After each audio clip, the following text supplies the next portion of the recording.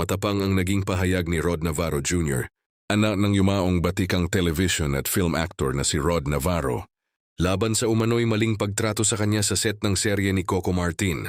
Sa kanyang Facebook, ipinost ni Rod ang isang interview kay Coco Martin kung saan ibinahagi nito na may natulungan siyang tao na maging bahagi ng pinagbibidahan at dinederehin nitong Batang Quiapo.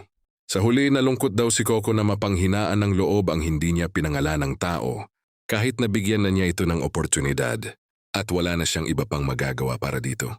Kahit bigyan natin ng opportunity, kung yung tao na panghihinaan ng loob, anong magagawa ko?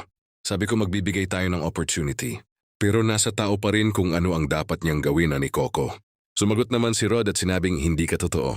Maling-mali kwento mo. Di maganda pananalita mo. Kaya di ako tumanggap ng tulong mula sa'yo dahil ang sabi mo, isang pagkakamali ko lang tanggal ako at kapag di ko napalago wag na tayo mag-uusap. May mura pa nakasama ang banta. Lahat ng pagpapasalamat, ginawa ko sa'yo kahit mali ang naging trato mo at ng ibang tao sa production mo. Di magandang ibaba mo ang kanyang kumpiyansa. Pahayag pa ni Rod. Dagdag pa niya, bakit di mo ikwento kung ano naging trato niyo sa akin sa set na pinahihiya? Giit pa ni Rod, pasensya po sa mga tagahanga niyo. Pero labas po ang tunay na ugali naming mga artista sa aming pagganap. Sana'y maunawaan niyo, po ako bilang isang tao na hindi papayag gamitin at tapak-tapakan.